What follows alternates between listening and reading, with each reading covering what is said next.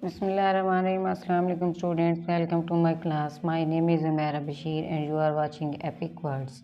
Last video में हमने discuss किया था चैप्टर नंबर 2 का टॉपिक था इलेक्ट्रॉनिक कन्फिग्रेशन क्या होती है। शेल को डिस्कस किया था कि शेल क्या होते हैं, सब शेल क्या होते हैं।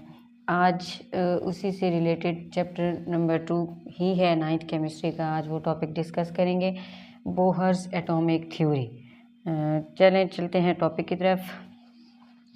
Keeping in the view defects of Rutherford atomic model. Rutherford atomic model को जो कुछ डिफेक्ट्स थे उनको मद्देनज़र रखते हुए एक और साइंटिस्ट था नील बोहर। इसने 1930 में एक और मॉडल पेश किया एटम के हवाले से और उसने नाम दिया कि ये बोहर एटॉमिक थ्योरी है।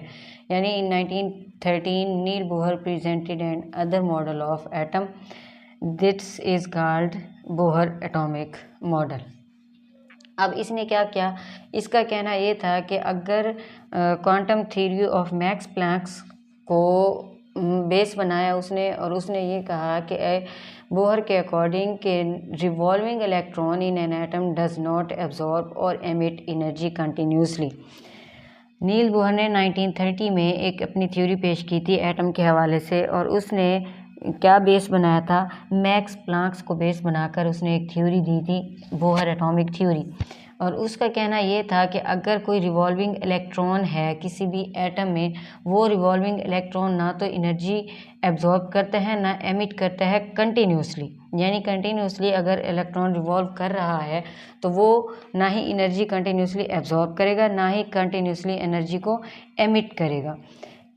और वो जो इलेक्ट्रॉन रिवॉल्व कर रहा है बेसिकली उसकी जो एनर्जी है वो क्वांटाइज्ड है।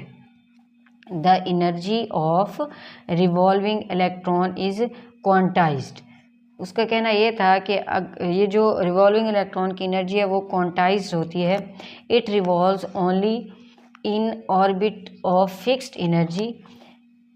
उसने ये कहा कि अगर तो इलेक्ट्रॉन की जो एनर्जी है वो ना एमिट हो रही है ना ही एब्जॉर्ब हो रही है, वो जो रिवॉल्विंग इलेक्ट्रॉन की एनर्जी है वो क्वांटाइज्ड है, फिक्स्ड है, क्वांटाइज्ड है। और जब वो रिवॉल्व करेगा फिक्स्ड ऑर्बिट में तो उसकी जो एनर्जी होगी वो भी फिक्स्ड होगी। एक अगर फिक्स्ड ऑर्बिट में मूव कर रहा है, रिवॉल्व कर रहा है इलेक्ट्रॉन, तो उसकी एनर्जी क्या होगी, फिक्स्ड एनर्जी होगी।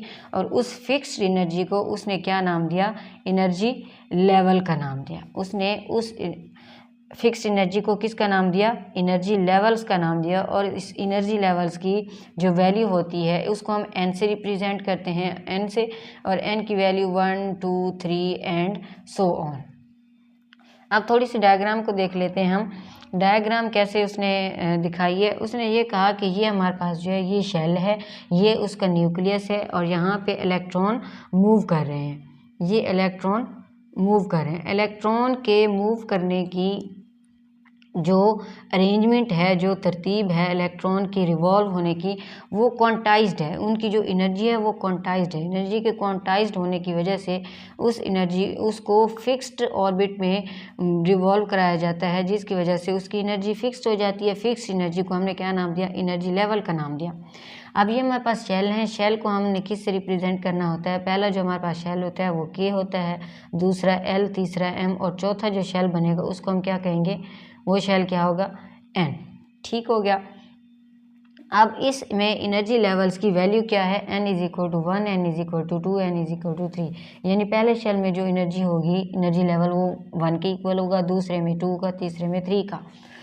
अब रिलीज एनर्जी कहाँ से हो रही है, यहाँ से हो रही है। एब्जॉर्प्शन ऑफ एनर्जी कहाँ से हो रही है, यहाँ से हो रही है। अब ये जो del E is equal to h v है, ये प्लैंक्स कांस्टेंट है, ये हम आगे जाके डिस्कस करेंगे। ये मैं आगे जाके आपको बताऊंगी कि ये क्या चीज़ होती है। ये हमारे पास जो डायग्राम है, ये बोहर एटॉमिक मॉडल का ऑर्बिट कुछ शो कराया हुआ है आपको कि एनर्जी कैसे रिलीज होती है, शेल कौन कौन से होते हैं, और एनर्जी लेवल्स कितने होते हैं हमारे पास। अब चलते हैं इसके पास्टुलेट की तरफ। इसके पास्टुलेट कौन कौन से होते हैं, बोहर्स की थ्योरी के पास्टुलेट कौन कौन से हैं।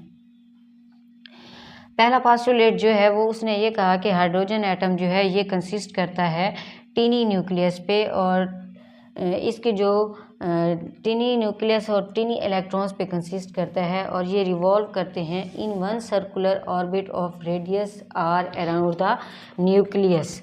यानी उसने ये कहा कि उसका पहला पास्टुलेट ये है बोहर की एटॉमिक थ्योरी का कि हाइड्रोजन एटम कंसिस्ट होता है, मुश्तमिल होता है किस पर, टिनी न्यूक्लियस पर और टिनी इलेक्ट्रॉन्स पर, और ये रिवॉल्व करता है around the nucleus in one circular orbit of radius are.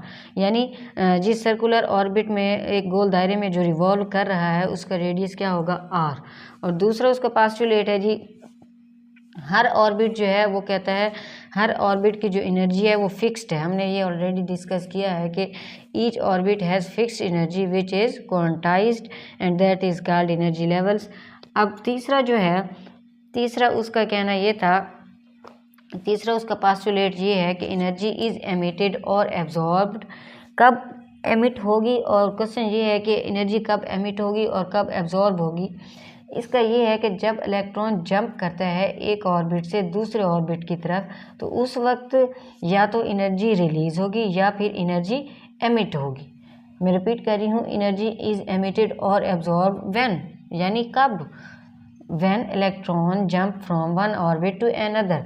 जब मैंने आपको पीछे एक डायग्राम भी दिखाई है, यहाँ पे भी मैं थोड़ा सा आपको दिखा देती हूँ कि अगर तो ये हमारे पास एक ऑर्बिट है, ये हमारे पास एक ऑर्बिट है और इस ऑर्बिट के अंदर ये हमारे पास न्यूक्लियस है। वो ये कहता है कि अगर एक इलेक्ट्रॉन यहाँ से जंप करके यहाँ जंप करता है तो तब एनर्जी या तो एब्जॉर्ब होगी या एनर्जी एमिट होगी, रिलीज़ होगी। अब सवाल ये पैदा होता है एनर्जी कब एमिट होगी और कब एब्जॉर्ब होगी, ये डिस्कस कर लेते हैं। When electron jump from lower orbit to higher orbit, यानी जब इलेक्ट्रॉन एक लोअर ऑर्बिट से हायर ऑर्बिट में जंप करेगा तो उस वक्त एनर्जी एब्जॉर्ब करेगा। जब इलेक्ट्रॉन जंप करेगा higher orbit to lower orbit then it radiate energy. अक्सर ये मोस्टली एग्जाम में पूछ लेते हैं कि एनर्जी एमिट और एब्जॉर्ब कब होती है, when lower orbit to higher orbit electron jump then absorb energy, when electron jump higher orbit to lower orbit then it release energy या रेडिएट एनर्जी। अब इसका डिफरेंस देख लेते हैं। डेल ई चेंज एनर्जी जो हमारे पास है वो E2 minus E1, del E2 minus E1, और इस E2 माइनस E1 को हमने इक्वल कर दिया कि इसके HV के, इसको हम H को हम कहते हैं ये प्लांक्स कांस्टेंट है और V हमारे पास क्या होती है, फ्रीक्वेंसी होती है according to Max Planck's quantum theory. Del E is equal to E2 minus E1, ये डिफरेंस एनर्जी हो गया। अब इसको हमने इक्वल किया है HV के, बोहर ने इक्वल किया था। H क्या है, प्लांक्स कांस्टेंट है और इसकी वैल्यू हमारे पास कितनी होती है, 6.63 मल्टीप्लाई बाय 10⁻⁻34 जूल सेकंड। और फ्रीक्वेंसी ऑफ लाइट ये किस से रिप्रेजेंट करते हैं हम, V से। एक लास्ट पास्टुलेट और डिस्कस कर लेते हैं। Electron can revolve, electron revolve कर सकता है only in orbit of a fixed angular momentum, यानी इलेक्ट्रॉन कब रिवॉल्व करेगा, सिर्फ उन ऑर्बिट्स में जिनमें फिक्स्ड एंगुलर मोमेंटम होगा, उनका एंगुलर मोमेंटम फिक्स्ड होगा, MVR। अब MVR कैसे बनाएंगे हम, MVR की वैल्यू क्या होती है, MVR is equal to NH/2π। ये फिक्स्ड एंगुलर मोमेंटम है हमारे पास, MVR is equal to NH/2π। अब यहाँ पे ये n क्या है, क्वांटम नंबर है, और h हमारे पास क्या है, प्लांक्स कांस्टेंट है, 2 हमारे पास ऑलरेडी है पड़ा, पाई की वैल्यू हमें पता है 3.14। तो हम किसी भी इलेक्ट्रॉन की एंगुलर मोमेंटम फाइंड आउट कर सकते हैं इनकी वैल्यूज़ पुट करके। और h की हमें वैल्यू गिवन है, ऊपर हमने डिस्कस भी की है, 6.63 मल्टीप्लाई बाय 10⁻⁻34 जूल सेकेंड। अगर वीडियो अच्छी लगे तो हमारे चैनल को सब्सक्राइब करें। Thank you.